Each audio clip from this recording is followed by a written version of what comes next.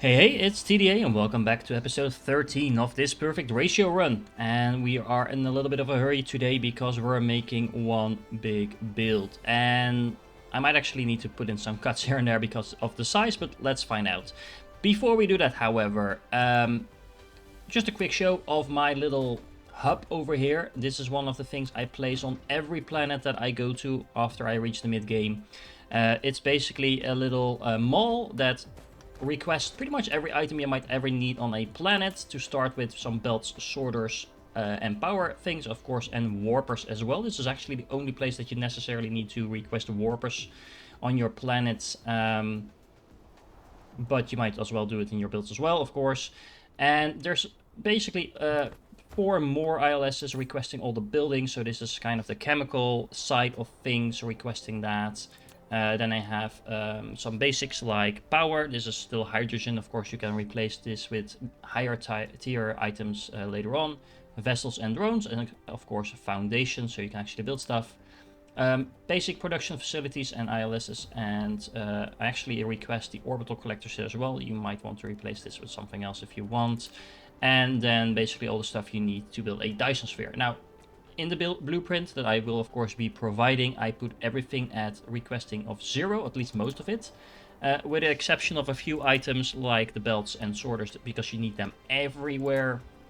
And of course also I will be requesting the foundations and drones, vessels and power everywhere. But all the other buildings start out at 0, and of course, if you actually want them on your planet, for example, if you're building a mining planet somewhere, you don't need all the chemical facilities, things like that. And you might not be building Dyson spheres everywhere either, so you simply put them at a non-zero request as soon as you actually need them. But this way you have your basics all set up, and you can pretty much just request it from anywhere in the universe or whatever you want to build. It comes with some power as well. This will of course not be enough to supply the power for your entire planet, or at least most likely it won't be, but it gets you started anyway. What I did between the 2 episodes is actually hooking up all the mining facilities on my 3 planets. So now pretty much everywhere in the current system where I have raw materials, I'm actually making use of them. So that way we have everything good to go in this system, so we won't have to ever build a miner again in this entire system. Now, you might be wondering why I'm still on this planet. Well, that's because I needed a lot of space for this build, and I kind of wanted to make sure I didn't really put myself into a corner or anything like that. So I figured, why not start out on a new planet, because this planet actually has a lot of building space. As you can see, usually half of a planet is empty, and the developers made it in such a way, or at least I assume this is intentional, that you usually have one half of your planet covered in veins and things like that, and the other half is kind of open and clear, so you can make your larger builds. So why not make use of this? As you can see, this is almost covering a quarter of our planet. And again, this is a very good way to show, okay, where the hell did all my resources go? Well, into builds like this. This is actually going to be producing Mark III assemblers. Very useful thing to build, but also a very intensive thing to build, because this will be requesting over 200 resources per second, and it won't even be producing half a assembler per second. So yeah, resources gone, poof. Anyway, let's get to it. I'm gonna keep up the speed in this build quite a lot because it's quite big. I will place down a lot of buildings and then kind of talk you through what's going where and what the reasoning behind it was. First of all, we are going to be building a lot of assemblers.